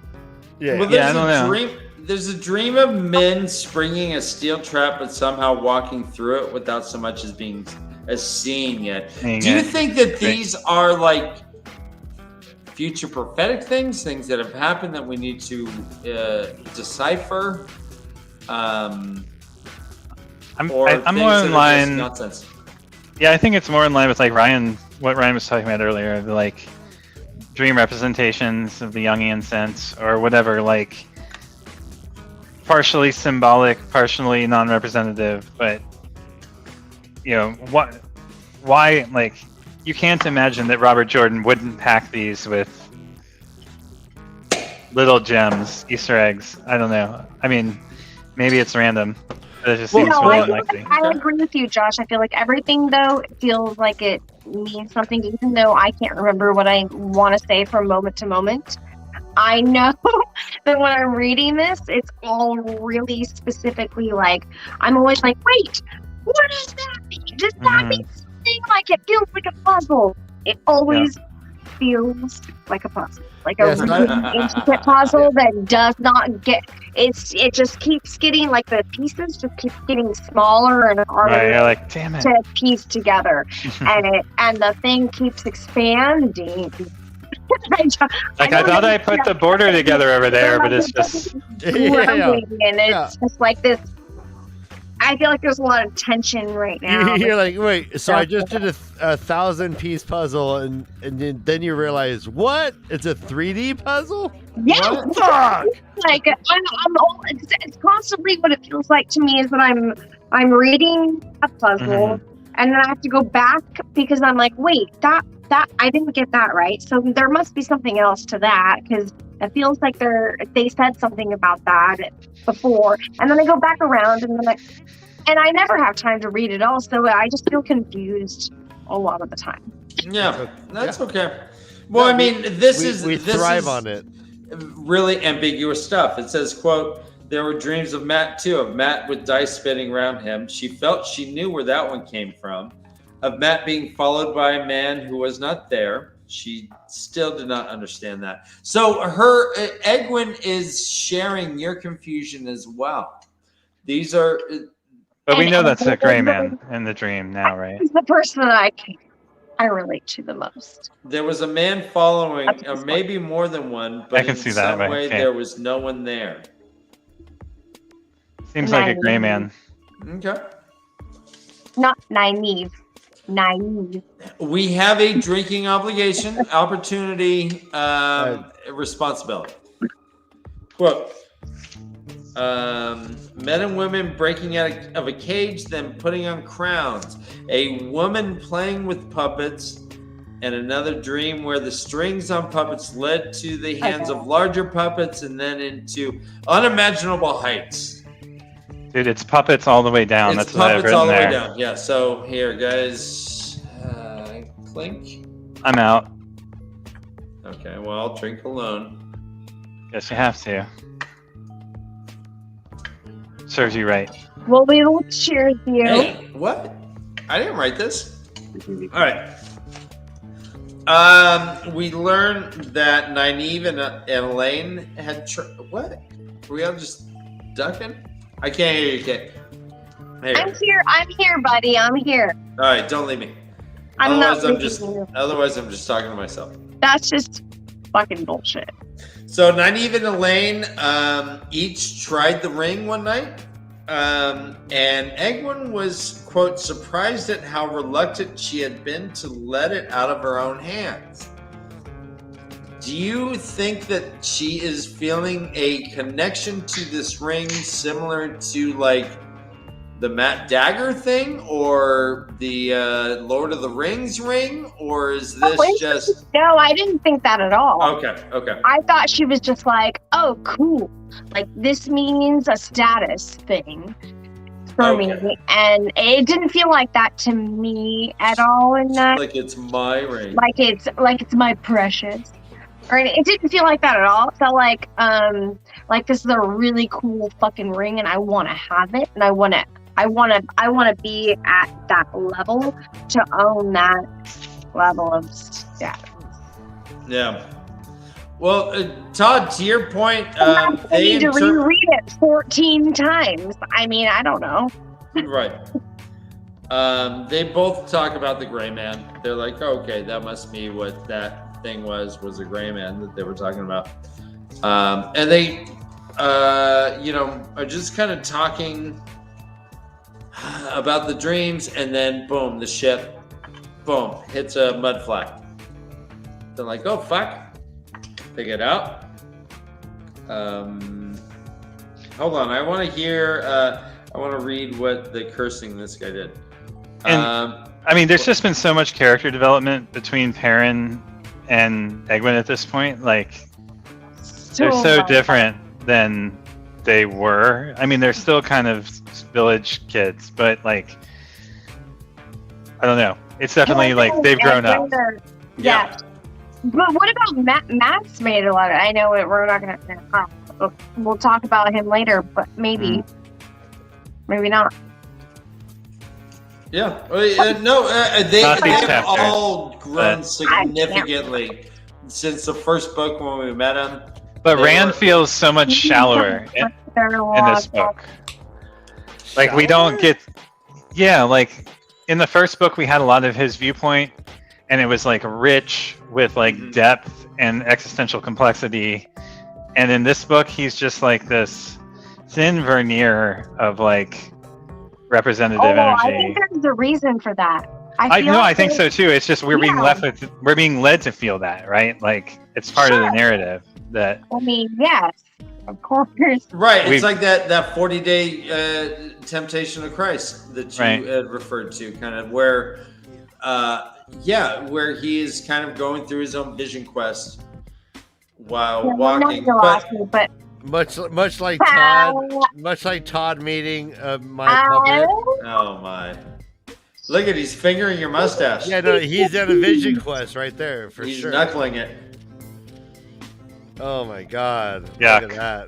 Loving that guy. A little special hearty huzzah to Mr. Howley. Huzzah! Our one and only Huzzah! So it was, as Josh said earlier, super fucking cool to meet Mrs. Can you hear anything? No, we're talking about Mr. Howley, the Bard level Patreon. My God, a hearty huzzah to Howley, Mr. Howley, Bard level Patreon. You're fucking cool. All right, so to Mr. Howley, I will pretend that Mr. Howley got us stuck on a mud flat. This is how much I appreciate. I love you, Mr. Howley. Howley. you dirt grubbing get of a goat. Yeah, and thanks to Mr. Howley and all of our Patreon supporters, we are going to be attending JordanCon 2022. With we're doing some. We're trying to get some special things going on, right? Oh, hell to the yeah! If you we have an Airbnb. You guys can all come party with us. Oh shit! I'm sorry. Oh, hey, Ryan. I'm kidding. Yeah, It's what? It's No. a fucking open party. It'll be a Patreon exclusive party. Okay, if you put a hole in my hull, I will use your guts for caulking. Whoa. Hey! Right, You gotta get through me first. I am a what? I don't care if you're Mr. Tambourine Man. Oh, yeah, go ahead. I'm protected. All right, I guess we're having a 2-chapter show. All right, so the boat. No, we're just about finished. So the boat gets stuck. They're like, well, fuck it. It's gonna take a while. Nynaeve's like, we ain't got time for that. We're going on. Ain't nobody got time for that. We're going to shore. He's like, don't you more want to money, go more problems. on the Andor side? Kyrian is pretty fucked up right now. She's like, no, we're no. So they go over because they're on their way to trying to reach Tear. They're going to Ilion and then Tear, I guess. And then they pretty much they hear about brigands. They hear about like all this stuff over there, but they're like, yeah, we're competent ninja warrior women. We're fine. Pretty much a waste of a chapter. And as they're walking, a figure in brown and gray rose from behind a bush, standing by itself, almost in front of them. And then we'll take a little break and we'll get on to meeting Avienda and the IL. All right, we're going to take a break. Give me a break. I know. It was Give me a break. Wake me up, piece of that. This will be a shorter break than normal. Like I said, Brother Dan said, hey, man, you were just spending... Lush. Everybody, we're back. Ladies and gentle worms. I have to tell you the truth. I was expecting both of your puppets to just be sitting there on broomsticks when we came back on. Yeah. Josh, like, and they're off. Sure, they're not there. I think there are still fists in those puppet asses right now. Oh, Brother Dan just got one. I'm on the cross for you, brother. All right. Oh, wow, living large, dude. Living large. You gonna walk like an Egyptian thing? Walk like an Egyptian. Oh, Great yeah, song. he's doing it. You want me to vogue? Can you really do it? Oh, Oh my Jack the gosh, Post. look at you. Let your body move with the flow. You know. Yeah. You can Let's do go out of here. Vogue. Boom, boom, Vogue. boom. Come on, buddy. Vogue. Oh yeah. Oh, Wow, they're just a little bit too short, aren't they? yeah. Hold on. I'm there. Oh, you're Hold on. Tuck the chin. Continue. Tuck the chin and then fold the arm. Oh, chin. Yeah. There we go. Vogue off. I think you Lovely. want to. Vogue off. not even Alright. close, Brother Dan. Sorry. No, Yeah, that was a horrible failure. I sang. Thank you, Joshua. Oh. Ryan, Thank you. I poured more of that delicious ass scotch you guys. Thank you. had. Oh, Jesus, that's like 4 fingers right there, Brother Dan. You Oh, stop. yeah, I yeah. know you stop. I ran out early the first half, so I filled That's it like up. 10 fingers of a puppet. I got a tumbler of scotch. 10 fingers of puppet. Got my 12-finger puppet mug. I got the Deca. Well, and speaking of drinking, guys, we have a merch shop. If you go to www.Jen's New creations by Jen. Thank you, fucker. Ah. Guys, New creations by Jack. Dude, I need that F again. Yeah, F.A. no, Manos. yeah, a horrible tequila failure. Punt. Yes, this. Yeah, so we got tequila. Oh, Yeah, I'll have whatever. to go that way. Gosh, this is complicated and backwards. Yes. So yeah, any shirts? We some people have shirts, and I've seen them, and they are amazing looking. Yeah, And mugs. Yeah, Totally true. Christine, Christine. Yep. yep. She's she got a was shirt. wearing MaTsDaGger. beautiful- MaTsDaGger has one. Boom. Yes, MaTsDaGger. Oh. Floaty's got hella shit. I don't know what I'm allowed to say about MaTsDaGger, but We love Matt. Yeah, hey, and he's also freaking amazing, and yeah. I think he's also gonna get away with the leaf tattoo, which I don't think is a big secret. Oh, let's go. let's go. All right. Chapter. I'm about to get one, so let's do it. Chapter. Like a Jordan what kind of thing? I don't But know. we won't hold you to it. If you back out, we'll still love you, bro. Oh man, yeah. What chapter, Dan? Tridenta y ocho. 38. 38. Maiden of the Spear. It is Maiden called. of the It has Spear. the Wheel of Time Oh, logo. my chapter. chapter. Okay. They meet an IEO woman standing in front of them who says, "My name is Avienda." The IEO woman said, "Of the Nine Valley Sept of the Tarad IEO." Pronounce this. Yeah, I'm a fart. She's a maiden in the spirit. She asks, "Hey, are you people of the White Tower? We noticed the rings." And they said, "Yep." Apparently someone got hurt. And then two women in IO garb stood up no more than 10 paces away, one out of a little fold in the ground that Egwin would not have supposed could hide a dog, and the other in grass that reached only halfway to her knees. And they lowered their veils. They go off. They heard that someone got hurt. And I just think it's important to note about the veils that, like, right from the start, we get that, like, they just don't know. Even Elaine, who thinks that she knows, doesn't really know that much about the IL. Mm-hmm. Yeah. Mm-hmm. Like, they only put the veils down when they kill. They, it's like the whole chapter is just like, oh, we were wrong about that. We were wrong about that. We were wrong about that. It's an interesting reveal chapter in that way. There are like these moments in history where cultures meet. Usually it's in battle. Sometimes it results in like trade, but oftentimes it results in like conflict. And we see these people kind of come together if they've never once experienced each other ever in flesh. And then, yeah, it's fun to see. Well, only as enemies, as thieving in the night. And like, again, these representations of like, Savages. yeah, what they were. But it's mostly because they made a deal with their enemy, right? Karheen was allowed to trade with them and pass willingly through there until their ruler cut down the world tree sapling or whatever, right?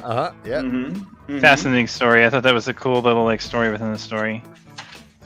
So it says here, to your point, Josh, Bane nodded her brow and thought, "What you say comes near truth, yet misses it completely."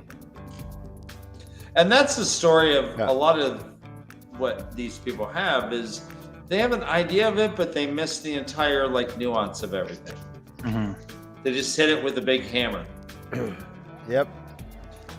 Now, just to prime everyone's memory, Tamal Thor fought in this war. Yeah. How many IO do you think he killed?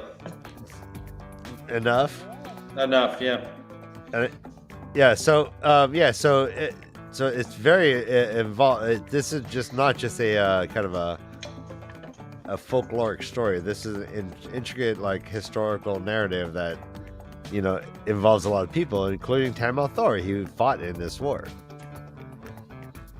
Yeah, this is pretty a very interesting. so. It wasn't a war; it was terrorism.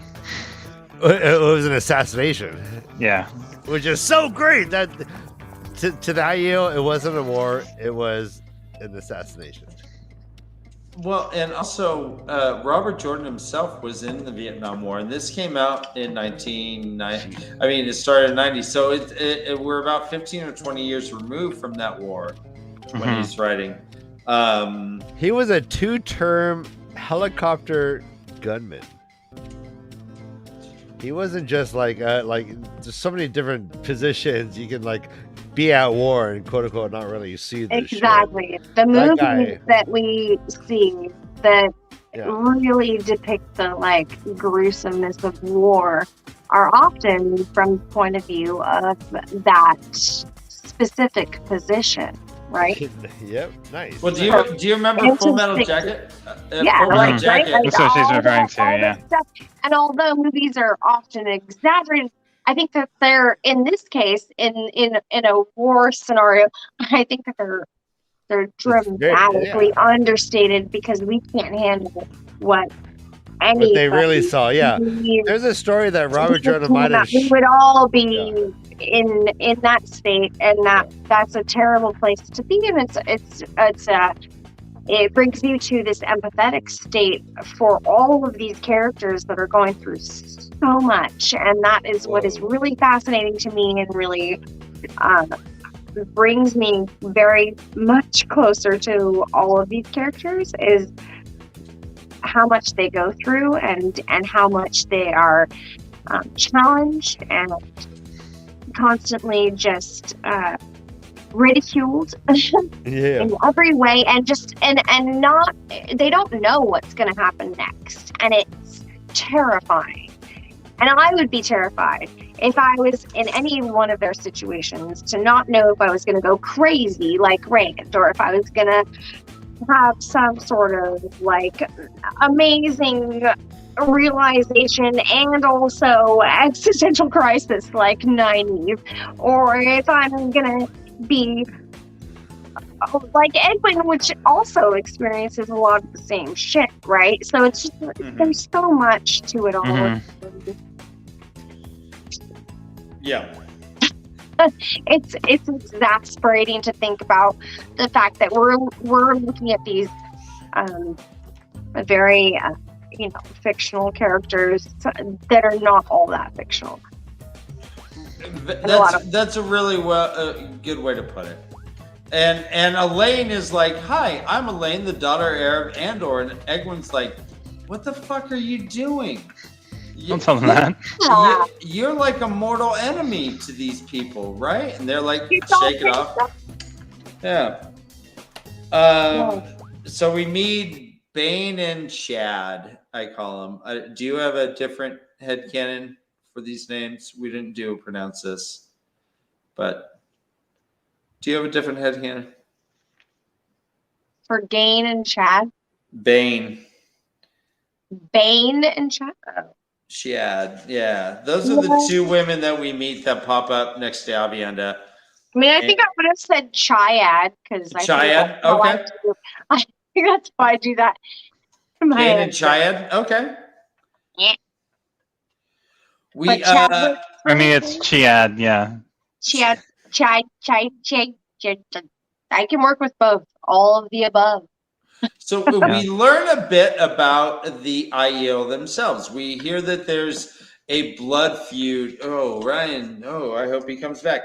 We hear that there's blood feuds between Seps. Bane and Chiad. Their clans have had a blood feud for over 400 years. Yet they're both IEO, and they had to go to the separate Seps. And the sisterhood gave them an opportunity to become first sisters. Yeah, the maidens of the spear, right, gave them an opportunity to become first sisters. There's one another in contrast to that, right? I'm not sure if you have to be a maiden. She's just like, why don't you just go to your wise woman and just say it? I mean, Elaine and Egwin aren't. She's like, these date back to taunt me in my misery.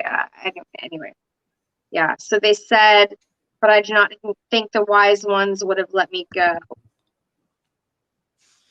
Right. And so it says,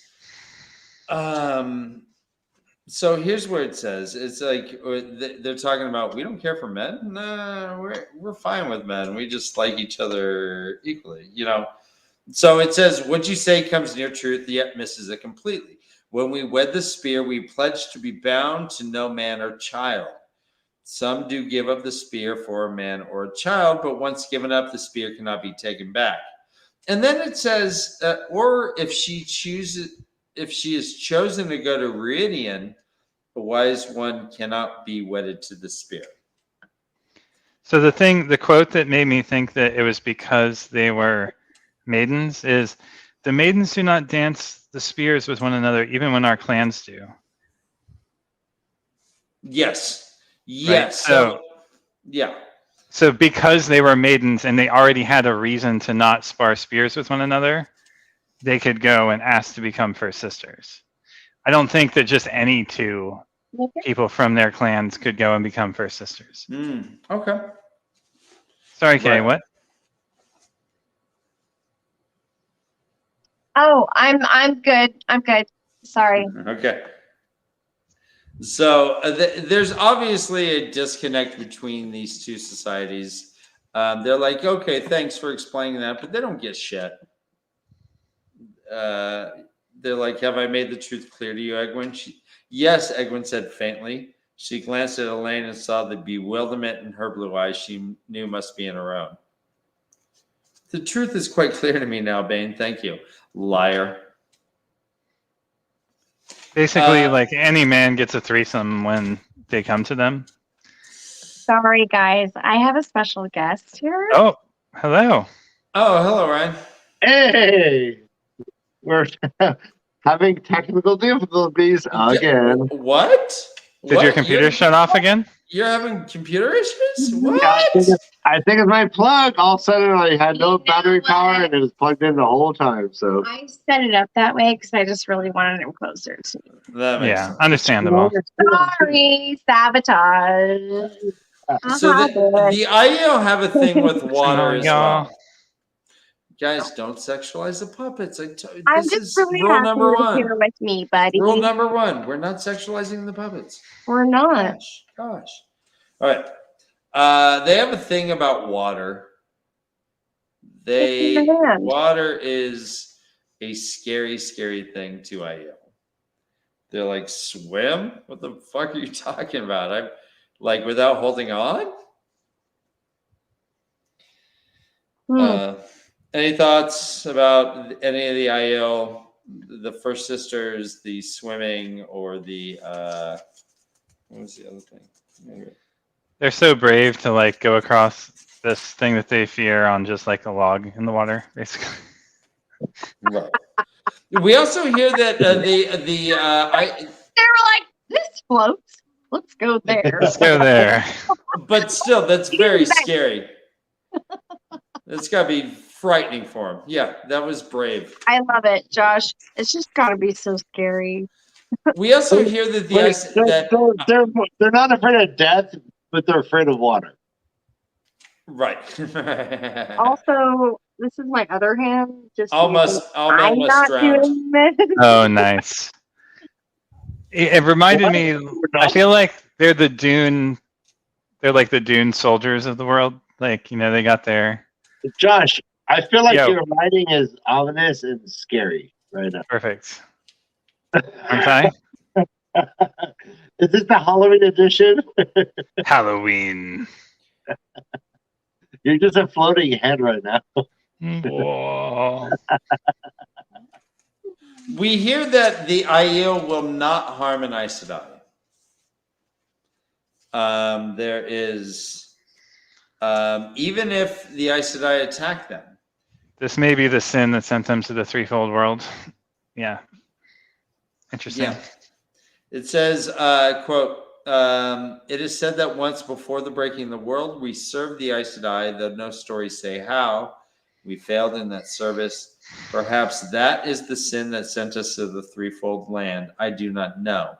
No one knows what the sin was except maybe the wise ones of the clan chiefs, and they do not say. It is said if we fail the Aes Sedai again, they will destroy us. Mm-hmm. So she's like, yeah, if you fucking start throwing your magic, I'll dance the spears with your lightning, but I'm not going to hurt you. Pretty badass. Mm-hmm. But I won't cross a stream. I will, but only when I know I need to go kill some shit. Nynaeve heals Adolin.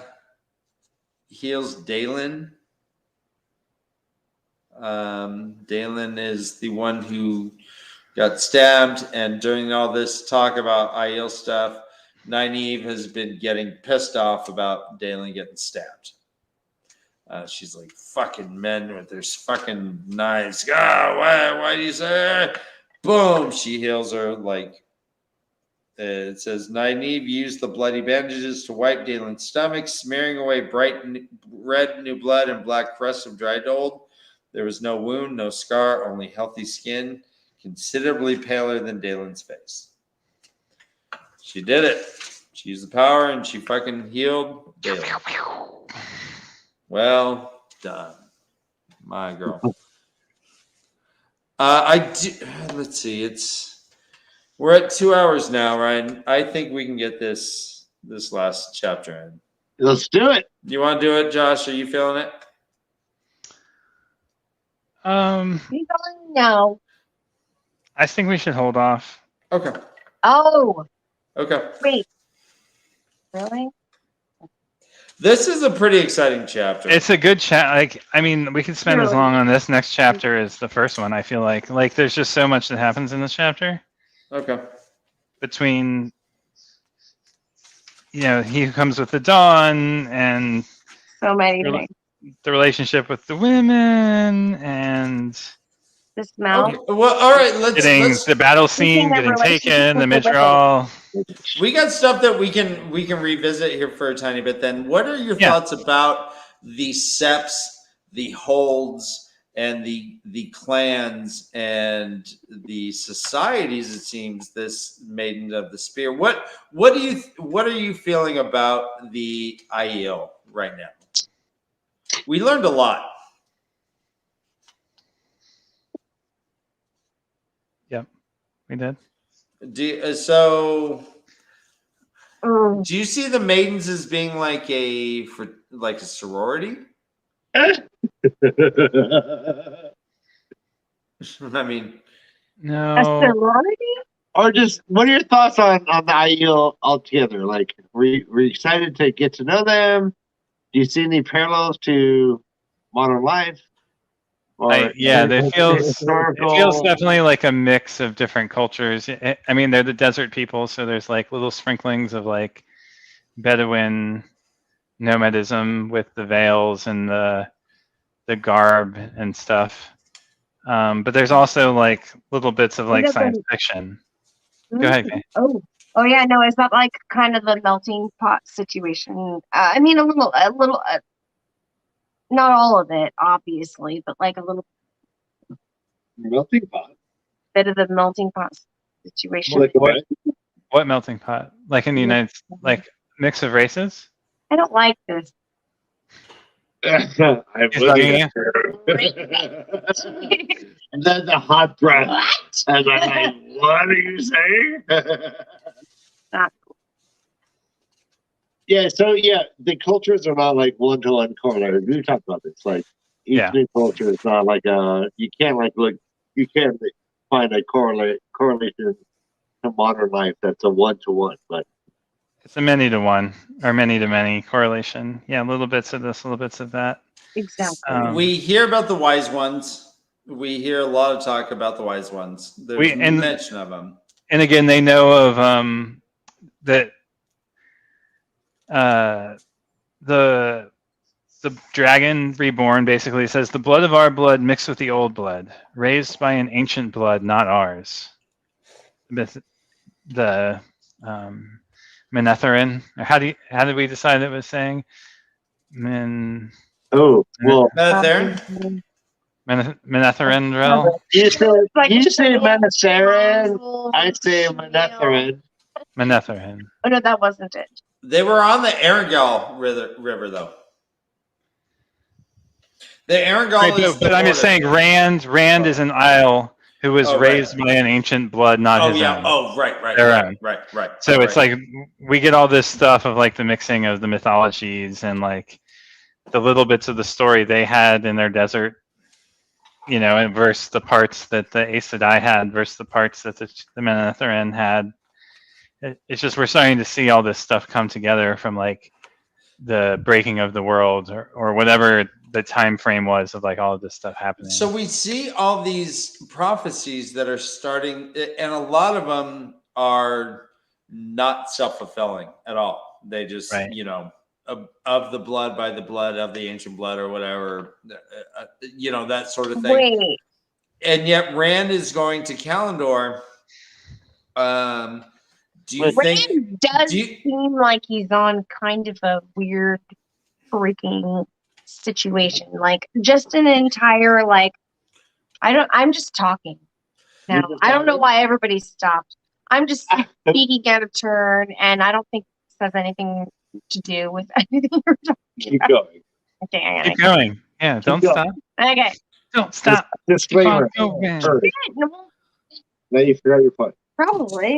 All right. Let's Do we think that Rand would continue to pursue Kalandor if he had not heard about the Ryan, you okay? oh, I'm happier than ever. I'm if he had not heard about the prophecy, do you think that this still would have occurred where he would be compelled to go get this calendar? Yeah, it's literally calling to him in his dreams. I mean, I don't think. I mean, was that triggered by him hearing the prophecy? Most likely, he read the prophecy in some book. Again, I think this gets back to like how educated are the Twin Rivers? What kind of distribution of story? Like, what were the mythologies that are told that are common in each culture? Like, we just don't know that, but we can assume that like he has heard bits of the prophecy before anyone told him he was going to become the Dragon Reborn. He just seems like he's gonna like go ape shit, and it feels like he's very unsteady right now, and like he's kind of caught between some sort of dream world and able to see more than maybe most in some dream situations, and maybe it's portal stone shit that I'm not understanding, or maybe it's just like a combination of like the dream world and the portal stones and the just the way that his point of view is in this book, but I cannot figure it out, and for me it feels very confusing for most of the time. Do you enjoy feeling this way, or you no, I'm like really excited to like know what happens next. I feel like there's some sort of like, I feel stupid saying this, but I'm just gonna say, because okay, you all said you wanted to hear my idiotic opinions, so I'm gonna just like give it to you and stock it to you. And here's my book that I'm looking at: Cheese and Rice. Okay. I just think that something weird and big is going to happen with this whole dream world situation, and that's I don't know. I feel like it's just bigger than. It's not a dream world. It's like I mean, they're explaining it as that, right? But that's per point of view. So, like, it's per each point of view. So everything that is happening is just per the point of view that is happening. Like, you know, you've said all along, Josh, right? So it's just really cool to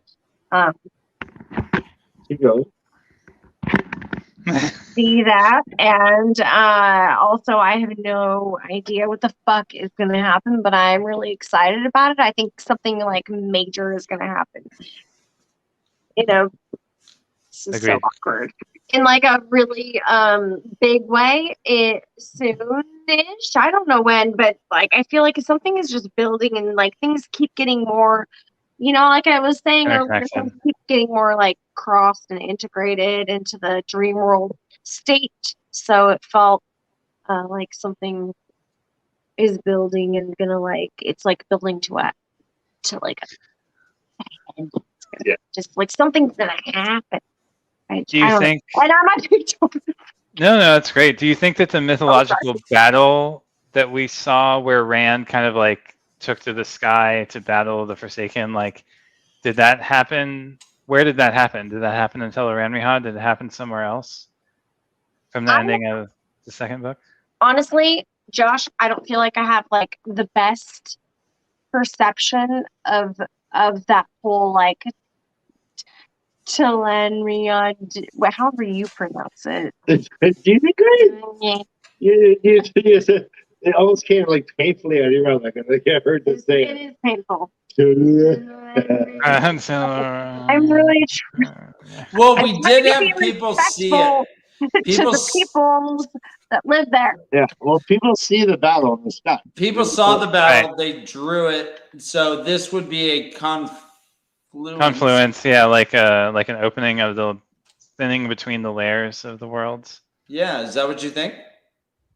Yeah, I do think. Well, maybe. I mean, I do think there is like an integration of all of these worlds, and they all like they're all integrated in some way. Yeah, and in some way, that's gonna make a bigger world. I mean, it just has. It has to. That cannot make just one world. You can't have 3 dimensions based. Okay, that just. It might be. Well, you can't just have 3 different things going on, and then not have like a bigger world. Like we have a here and a now and I don't know what I'm talking about. I hear you. Trying to figure it out.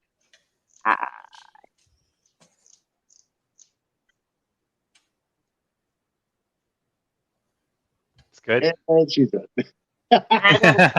Done.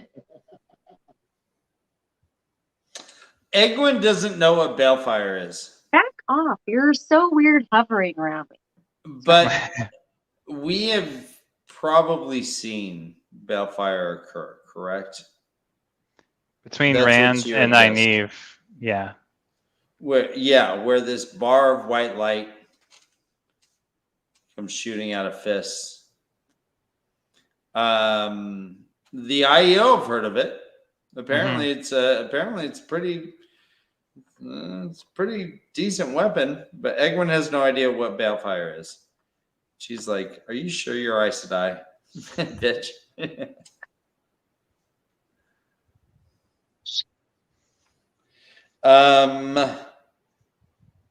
But Egwin yields that perhaps the White Tower has forgotten a lot too, and we have seen that the White Tower has forgotten all kinds of shit. Right. They do not know what most of those Terangrial even do. So, do you think that balefire is something that can be just taught to any Aes Sedai? My sense is that it comes naturally to the Manetheren, that it's like connected to like Mat's vision of the battle, and the fact that we know that Aes Sedai that Manetheren queens were Aes Sedai and their warders their king. It's a very good point. It's presumable that Aes Sedai at the peak of if the Manetheren were in power during the peak of the age when the Aes Sedai had their most knowledge, that correlates. Go ahead. Go ahead. No. It's interesting that we don't see with Moiraine and Lan, there is no sexual connection. They are business partners. He protects her, and she does her adventuring thing. But Ryan and Kay, you guys now being married, Ryan, don't you kind of see yourself as Kay's warder to a certain degree? Yeah, I feel how she thinks about me, and I hate it. Well, okay. More like an annoyer at this point. God, I'm so diminished. You're right. No. As a protector of yeah, I do. I understand the concepts should seem to go hand in hand with a relationship. I think that most of the Aes Sedai take away the sexual desire of their warder. Oh, instead of feeding it like the Greens. So I don't think that's part of their bond. Yeah, I don't think it maps to like husband-wife. I don't think so either. You're right. What? So Maureen mentions that Lan is fucked. She's like, yeah. He's had women before. Yeah. So it's not sexual desire. Well, all right. So define what you're saying then. Is do they control their libido? Yeah, that they're like kind of have them tethered in the same way that they can like heal them faster than some random person who's disconnected from them, right? Okay, that's my theory. Oh, go ahead. What? Okay. Never mind. Go on. What are you gonna say? I was just gonna say, what about Lan's love for Nynaeve? Like, what was that about? Good point. I just want to know. Correct. Could Maureen have controlled that? I don't think so. I think that Nynaeve is that there's something going on. My guess is there's something going on between like the whole thing with we don't get to this in this chapter, but like the thing with the ring that she wears Lan's ring around her throat like a necklace. I think there's it's like predicting some like foreshadowing type stuff. Yeah, or like or it's a part of the old like the previous turning of the wheel that there's some connection between the old blood and the kingdom that Malkier, yeah. Oh, okay. So there's a Manethar and Malkier connection that has a history that that they're like reliving. Yeah, that it's like a hidden that it's like one of the like things in the turning of the wheel. A tooth. Yeah. I wish we could talk about this chapter. It's so good. I agree.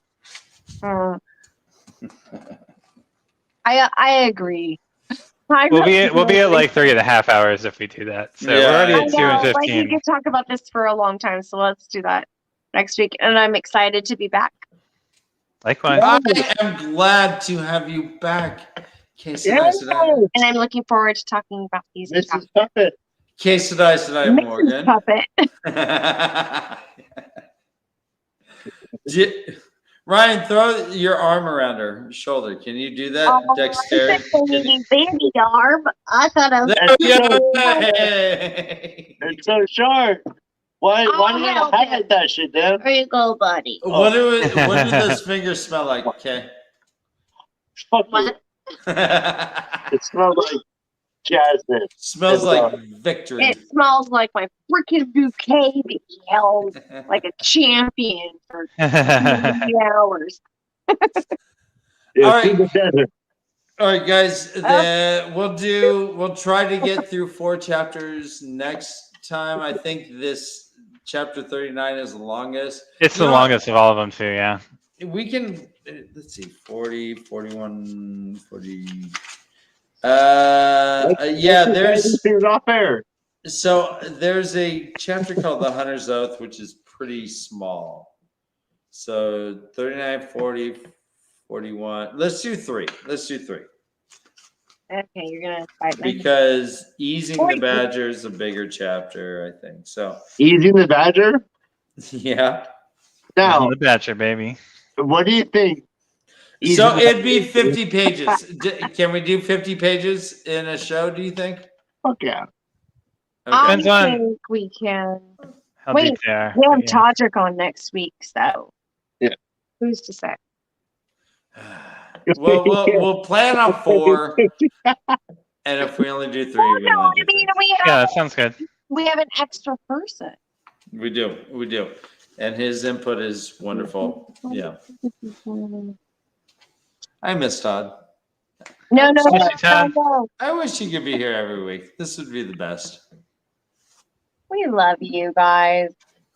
All right. Amazing. Thank you all for joining us and having. Thanks, everybody. Thank you all. Yeah. Yeah. So we're gonna wrap up. Ryan, do you have the music? Doom, Nope. doom, doom. No time in here. No music. Oh yeah. Cool. So we are super stoked to see you again next week. Next week. All right. Bye. Bye. Love you. I'm proud of you. Get to reading, you filthy animals. Ryan. Yeah. Dirt's a flying. Fix your computer. Next week we'll be better. We'll be better. We'll be better. Hey, Dan, turn the feed off.